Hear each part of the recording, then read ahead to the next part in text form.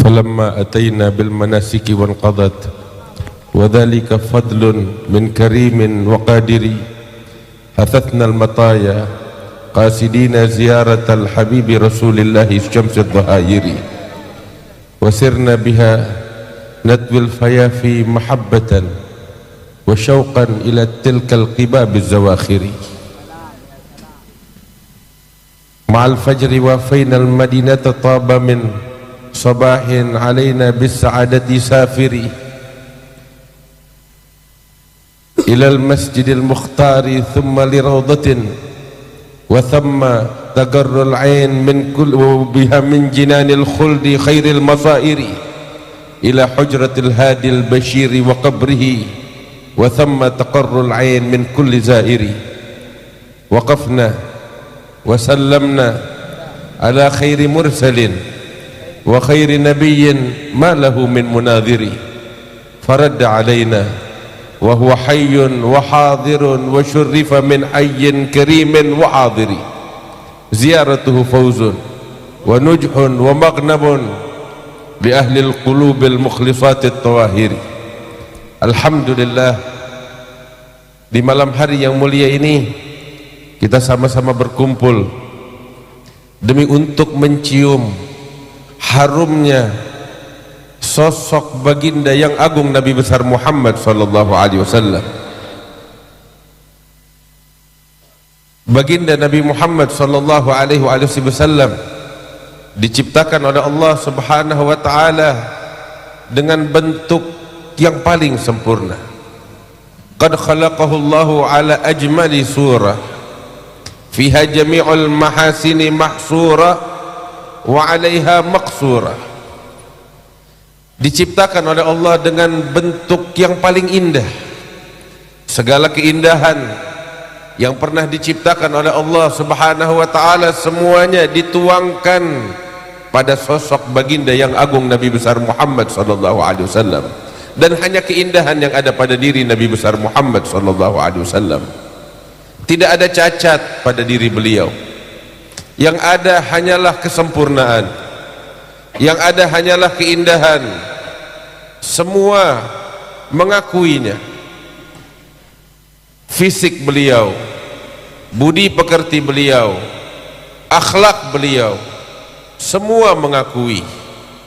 Bahkan sekalipun itu musuh yang membenci beliau, yang menghasut beliau, yang mendengki beliau, mereka tetap mengakui keluhuran sosok baginda yang agung Nabi besar Muhammad sallallahu alaihi wasallam. Wal fadlu ma syahidat bihil a'da'u. Kemuliaan yang sesungguhnya adalah kemuliaan yang diakui oleh musuh. Hadirin yang dimuliakan Allah Subhanahu wa taala. Wa min nashri tibihi ta'attaratit turuq wal manazil wa bi'arfi dhikrihi tatayyabatil majalis wal mahafil. Sebutan namanya mengharumkan setiap perkumpulan, bahkan setiap jalan yang ditempuh oleh baginda Nabi besar Muhammad sallallahu alaihi wasallam semua mencium harumnya sallallahu alaihi wasallam. Hadirin yang dimuliakan Allah Subhanahu wa taala, Sayyidatuna Aisyah radhiyallahu taala anha wa ardhaha menceritakan, melukiskan tentang bagaimana harumnya tubuh baginda Nabi besar Muhammad sallallahu alaihi wasallam, sehingga beliau mengatakan sebagaimana fi sahih Muslim bahwasanya baginda Nabi besar Muhammad sallallahu alaihi wasallam beliau itu adalah sosok yang mudah dan banyak berkeringat. Sampai Sayyidatuna Aisyah menceritakan suatu momen yang beliau alami. Beliau katakan, satu kali ketika aku bersama Rasulullah sallallahu alaihi wasallam di rumah, saat itu di musim panas, baginda Nabi Muhammad sallallahu alaihi wasallam sedang duduk di pojokan rumah, beliau sedang memperbaiki sendalnya. Saat itu beliau sangat fokus di dalam pekerjaannya, hingga aku melihat wajah Rasulullah, kening beliau mengalir keringat beliau yang berkilau itu, kata Sayyidatuna Aisyah. Momen yang tidak dilupakan oleh Sayyidatuna Aisyah. Beliau katakan saat itu Nabi sedang fokus membetulkan sendal beliau, hingga keringat di kening beliau bagaikan butiran-butiran jagung yang terang, bercahaya, berkilau bagaikan mutiara. Dan keringat Nabi besar Muhammad sallallahu alaihi wasallam begitu harum, kata Sayyidatuna Aisyah, lebih harum daripada misik. Hingga di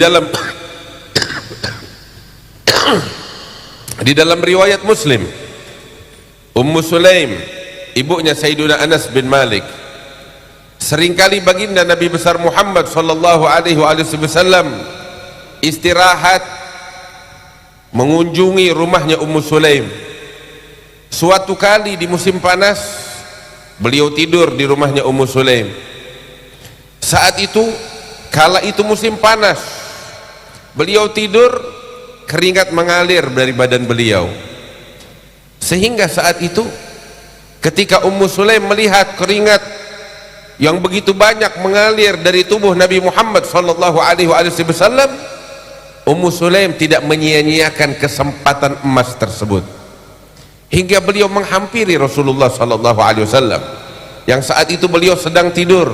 Ummu Sulaim membawa botol-botol kecil, mengumpulkan keringat Nabi Muhammad sallallahu alaihi wasallam yang menetes. Dikumpulkan keringatnya Rasulullah sallallahu alaihi wasallam hingga akhirnya Nabi Muhammad terbangun dari tidurnya. Beliau terperanjat ketika melihat Ummu Sulaim sedang mengumpulkan keringat Nabi besar Muhammad sallallahu alaihi wasallam. Maka Rasul bertanya, "Ya Ummu Sulaim, apa yang kamu lakukan?" Maka saat itu Ummu Sulaim mengatakan, "Ya Rasulullah, aku mengumpulkan keringatmu." "Untuk apa?" Di dalam riwayat Ummu Sulaim mengatakan, "Ya Rasulullah, kami mengumpulkan keringatmu ini naltamisul barakah li sibyanina, kami mengambil keberkahan bagi anak-anak kami." Dan di dalam riwayat yang lain beliau mengatakan, "Dengan keringat ini kami mengharumkan minyak wangi kami, sehingga minyak wangi kami menjadi minyak wangi yang paling harum dengan keringatmu ya Rasulullah." Hadirin yang dimuliakan Allah, ini yang sangat istimewa dari Nabi Muhammad SAW. Kita dari tadi berkeringat, kita semua pakai minyak wangi demi mengharumkan badan kita yang bau keringat. Tetapi baginda Nabi Muhammad SAW, keringat beliau digunakan oleh para sahabat untuk mengharumkan minyak wangi mereka sallallahu alaihi wasallam. Bahkan diriwayatkan oleh Al-Imam Ahmad fi musnadihi wa ghairihi bahwasanya pernah satu orang laki-laki datang kepada Nabi Muhammad sallallahu alaihi wasallam dan mengatakan, "Ya Rasulullah, saya dalam waktu dekat ingin menikah, berikan saya suatu pemberian dan hadiah." Baginda Nabi Muhammad sallallahu alaihi wasallam tidak pernah menolak permintaan siapapun. Seumur hidupnya siapapun yang meminta kepada beliau pasti diberi. Kedermawanan yang sangat agung dan luar biasa, hingga dikatakan oleh Sayyiduna Abdullah ibn Abbas, "Kana Rasulullah sallallahu alaihi wasallam ajwadan nas, wa kana ajwad ma yakun fi Ramadan hina yanzilu alaihi Jibril.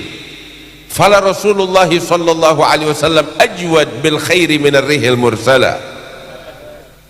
Sayyidina Abdullah bin Abbas sebagaimana fi Sahih Bukhari mengatakan, baginda Nabi Muhammad sallallahu alaihi wasallam adalah manusia yang paling dermawan, dan beliau lebih dermawan lagi kala di bulan suci Ramadan ketika malaikat Jibril turun kepada beliau untuk tadarus Quran. Kemudian Sayyidina Abdullah bin Abbas menggambarkan tentang kedermawanan Rasulullah sallallahu alaihi wasallam. Beliau katakan, "Fala Rasulullah sallallahu alaihi wasallam ajwad bil khair min ar-rihil mursala." Kedermawanan Nabi Muhammad bagaikan angin yang menghembus. Hadirin yang dimuliakan Allah, kita melihat ketika angin menghembus semua terkena terpaan angin yang menghembus tanpa terkecuali. Demikianlah kedermawanan baginda Nabi besar Muhammad sallallahu alaihi wasallam. Semua kebagian keberkahan beliau, beliau membagi, memberi, sampai orang-orang kafir yang diberi oleh Nabi Muhammad sallallahu alaihi wasallam, bukan hanya orang-orang yang beriman, termaksud orang-orang kafir yang belum beriman, diberikan oleh Rasulullah sallallahu alaihi wasallam. Hingga beberapa dari mereka ketika menerima pemberian yang begitu hebat, yang begitu agung dari Rasulullah sallallahu alaihi wasallam, dia kembali kepada kaumnya dan mengatakan, ya qaum aslimu fa inna Muhammadan yu'ti ata man la yakhshal faqir. Wahai kaumku, peluklah agama Islam. Sungguh Muhammad apabila memberi, beliau memberi, dan orang yang diberi tidak akan pernah takut miskin lagi dengan pemberiannya Muhammad sallallahu alaihi wasallam. Inilah sosok Nabi Muhammad sallallahu alaihi wasallam. Hingga terkadang ketika beliau memberi dan memberi dan memberi, habis di tangan beliau. Beberapa lagi datang kepada Nabi Muhammad sallallahu alaihi wasallam meminta. Nabi bilang, saat ini aku nggak punya sesuatu lagi yang bisa aku beri. Kalau memang engkau membutuhkan, pergi ke pasar, beli segala keperluanmu dan masukkan di dalam hutangnya Muhammad, kata Nabi Muhammad sallallahu alaihi wasallam. Sampai seperti itu. Sayyidina Umar dengar begitu bilang, ya Rasulullah, Allah enggak memaksakan engkau untuk seperti ini, berikan dia, kalau enggak ada lain waktu. Maka Rasul enggak terlalu suka dengan ucapan semacam ini, hingga beberapa orang Ansar melihat dari wajah Rasulullah ketidaksukaan itu dan mengatakan kepada Rasulullah sallallahu alaihi wasallam, ya Rasulullah, anfiq wala takhsha min dzil arsy iqlala. Infakkan hartamu, keluarkan hartamu ya Rasulullah, jangan kamu takut miskin dari Allah subhanahu wa ta'ala. Nabi mendengar ucapan itu, berbinar-binar wajah beliau gembira dan bahagia, dan beliau katakan, bihadza umirtu, dengan ini aku diperintahkan oleh Allah subhanahu wa ta'ala. Wa fis sakha ka'annahu al-bahru zakhar yu'ti ma'inan wa ulufan man hadar wa mastafa li nafsihi wa maddakhar illa yasiran wa huwa dzul iyali. Di dalam kedermawanan, kata Imam Allamatud Dunya Abdurrahman bin Abdullah Balfaqih, ka'annahul bahru zakhar, bagaikan lautan yang terus memberi dan memberi. Ka'annahu bahru zakhar yu'ti ma'inan wa ulufan man hadar. Kalau memberi ratusan dan ribuan.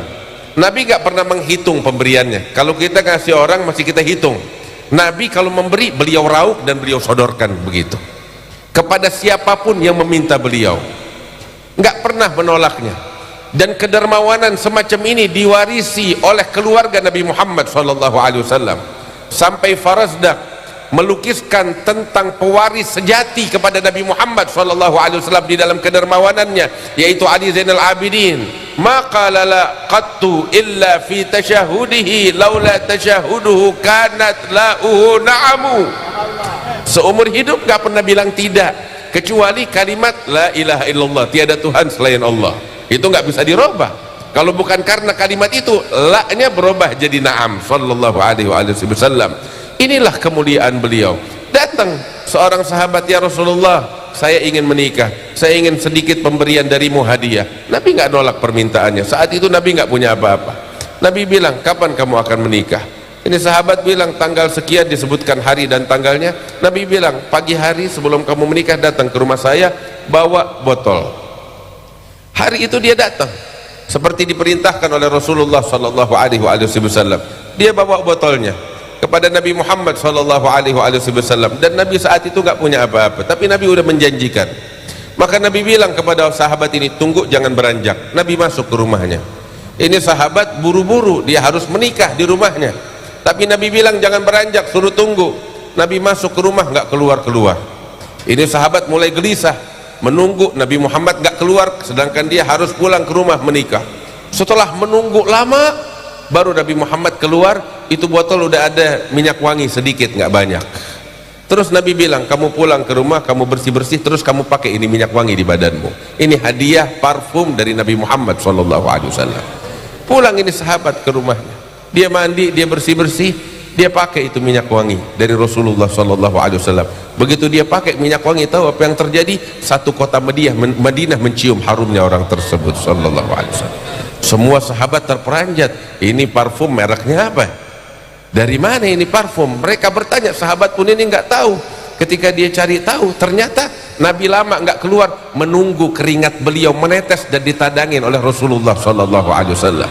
Dan yang istimewa, orang itu seumur hidupnya menjadi harum, sampai dikenal keluarganya itu nih, si pengantin, dengan sebutan Baitul Mutayyibin, rumah orang-orang yang harum berkat keringatnya Nabi besar Muhammad sallallahu alaihi wasallam. Inilah sosok baginda yang agung Nabi besar Muhammad sallallahu alaihi wasallam. Sayyidina Anas bin Malik, beliau mengatakan di dalam ucapannya, seumur hidup saya belum pernah menyentuh sutra kapas yang lebih halus, yang lebih lembut, yang lebih harum daripada telapak tangannya baginda Nabi besar Muhammad sallallahu alaihi wasallam. Sampai dikatakan seakan-akan tangan beliau itu baru dicelup daripada wadah minyak wangi, saking harumnya tangannya Rasulullah sallallahu alaihi wasallam.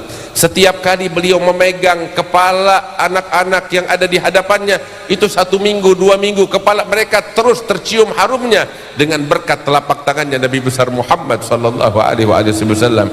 Hadirin yang dimuliakan oleh Allah Subhanahu wa taala, inilah sosok Nabi Muhammad sallallahu alaihi wasallam. Saat ini ketika kita berkumpul mengkaji, mendengarkan syair-syair yang dilantunkan tentang Nabi besar Muhammad sallallahu alaihi wasallam, kita mencium harumnya Nabi besar Muhammad sallallahu alaihi wasallam, harumnya kecintaan kepada beliau, harumnya akhlak beliau, harumnya tentang sejarah kehidupan beliau sallallahu alaihi wasallam, manusia yang diagungkan oleh Allah Subhanahu wa taala. Mudah-mudahan kita dijadikan oleh Allah sebagai orang-orang yang dekat dengan beliau. Perkumpulan yang kita hadiri di malam hari ini dan di hari-hari yang akan datang tiada lain tujuannya agar terjalin hubungan erat antara kita dengan baginda Nabi besar Muhammad sallallahu alaihi wasallam, agar perkumpulan yang kita hadiri ini membuahkan husnul khatimah untuk kita sekalian. Hadinal Habib Ali bin Muhammad al-Habsyi, beliau mengatakan bahwasanya perkumpulan yang semacam ini tujuannya Rabbi faj'al mujtama'na ghayatuh husnul khitami. Puncak tujuan daripada perkumpulan yang semacam ini adalah husnul khatimah, sehingga kita ditutup usia kita oleh Allah Ta'ala dengan husnul khatimah, dengan kalimat la ilaha illallah Muhammad Rasulullah sallallahu alaihi wasallam. Ini tujuannya. Apa arti perkumpulan yang kita hadiri apabila tidak membuahkan husnul khatimah, apabila tidak membuahkan kebersamaan dengan baginda Nabi besar Muhammad sallallahu alaihi wasallam? Kita tidak ingin perkumpulan maulid semacam ini sebagai rutinitas tiap tahun tetapi tidak membawa perubahan bagi diri kita. Kita mau pulang dari tempat yang mulia ini semakin kita khusyuk di dalam salat kita, semakin kita sungguh-sungguh di dalam mencari ridha Allah, semakin kita sungguh-sungguh di dalam menggapai keridhaan Allah, di dalam ketakwaan kepada Allah Subhanahu wa taala, di dalam meneladani Nabi besar Muhammad sallallahu alaihi wasallam, dibacakan sejarah kehidupan Rasulullah sallallahu alaihi wasallam agar tumbuh di dalam hati kita kecintaan kepada beliau. Sebab semakin kita mengenal Rasulullah, semakin kita penasaran, semakin kita penasaran, semakin kita menggali, semakin kita jatuh cinta kepada beliau. Sayyidina Ali bin Abi Thalib mengatakan, man ra'ahu badihatan haba. Orang kalau melihat Rasulullah sekilas di permukaan, maka akan melihat kewibawaan yang amat sangat dahsyat, kewibawaan baginda Nabi Muhammad sallallahu alaihi wasallam, allati tarta'idu minha faraisul aqwiyai minal bariyah. Penguasa-penguasa di muka bumi, Kaisar Romawi, Maharaja Persia, kalau mendengar nama Nabi Muhammad, lutut mereka gemeteran karena takut mendengar nama Nabi besar Muhammad sallallahu alaihi wasallam. Kewibawaan yang amat dahsyat pada diri Nabi Muhammad sallallahu alaihi wasallam. Tetapi Sayyidina Ali bin Abi Thalib mengatakan, man ra'ahu badihatan haba wa man khalatahu ma'rifatan ahabba. Tapi kalau udah dekat dengan Nabi, kenal lebih dalam kepada Rasulullah, pasti akan jatuh cinta kepada Nabi besar Muhammad sallallahu alaihi wasallam. Bagaimana tidak?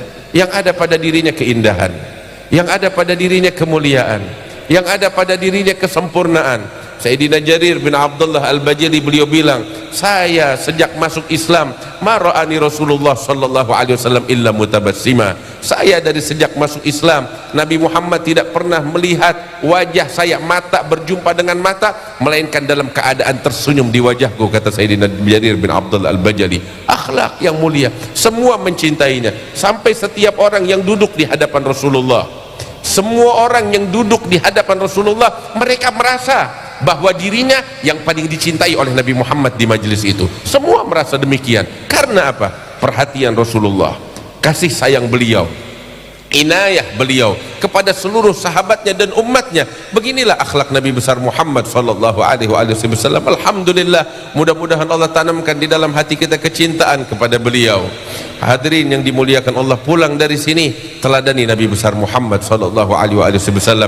Ini saat kita kembali kepada Allah, ini saat kita bertaubat kepada Allah subhanahu wa ta'ala, ini saat kita memperbaiki diri kita, ini adalah momen kita memperbaiki diri kita. Siapa di antara kita yang masih mengabaikan kewajiban yang Allah wajibkan kepadanya, inilah saat dia memperbaiki diri. Jalankan kewajiban yang Allah wajibkan kepada dirinya, kepada keluarganya. Siapa-siapa di antara kita yang masih sibuk dengan kemaksiatannya, marilah kita bertaubat kepada Allah subhanahu wa ta'ala. Ini saat, ini momen yang terbaik untuk bertaubat kepada Allah, sebab pintu langit dibuka oleh Allah ta'ala, dosa-dosa diampuni oleh Allah subhanahu wa ta'ala. Ambil kabar gembira seperti Habib Ali bin Muhammad Al-Habsyi bilang di dalam ucapannya, beliau katakan, masyi kama majma'il maulid yujallil kurub, dha wagat taubatik ya al-asi idha batatub, dha wagat taubatik ya syarid idha bata'ub, dhal jama' la syakka tughfar bih.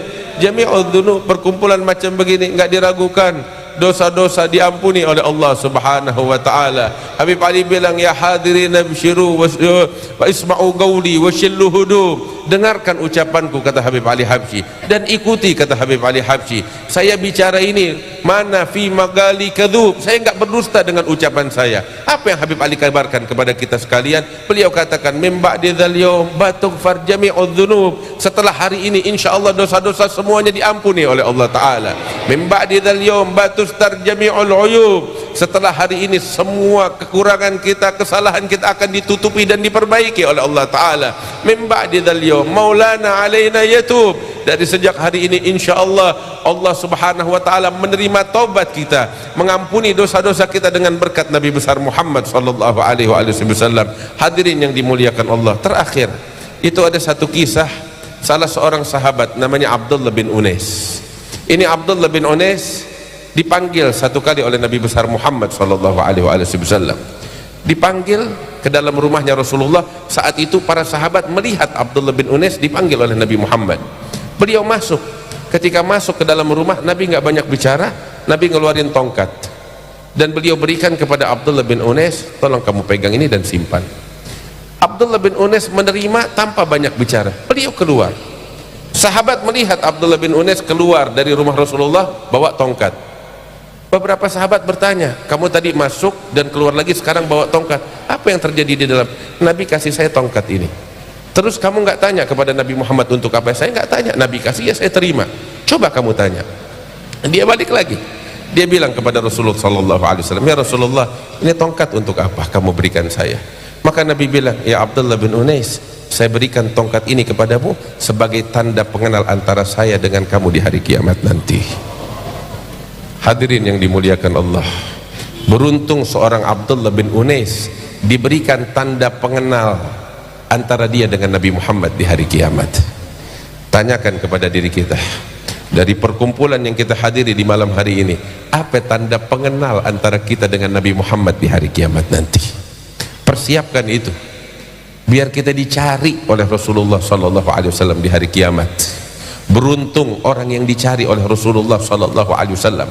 Apa yang kita persembahkan untuk Rasulullah dari sekarang kita persiapkan sebagai tanda pengenal kita dengan Rasulullah di hari kiamat nanti. Mudah-mudahan Allah jadikan kita sebagai orang-orang yang diingat oleh Rasulullah, yang dikenal oleh Nabi Muhammad sallallahu alaihi wasallam.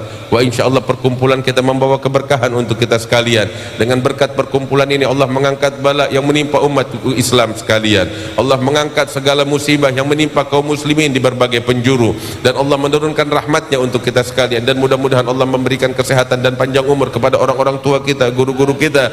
Hadir di tengah-tengah kita Al-Habib Abdurrahman bin Syekh Al-Attas, mudah-mudahan diberikan sehat oleh Allah, panjang umur oleh Allah Ta'ala, dan mudah-mudahan Allah memberikan keberkahan, kesehatan untuk guru kita Al-Habib Salim bin Abdul Qadir bin Muhammad bin Ahmad Al-Addal, sehingga senantiasa membimbing kita ke jalan yang diridai oleh Allah Ta'ala. Allahumma ja'al jam'ana hadha jam'an marhuma, tafarruqana min ba'dihi tafarruqan ma'suma, wa la taj'al fina wa la minna wa la ma'ana syaqiyan wa la mahruma, birahmatika ya arhamar rahimin, wa judika ya ajwadal ajwadin, wa rahimal masakin, wa yadhal quwwatil matin. Sallallahu ala sayyidina Muhammad wa alihi wa sallam. Alhamdulillahi rabbil alamin. Assalamualaikum warahmatullahi wabarakatuh.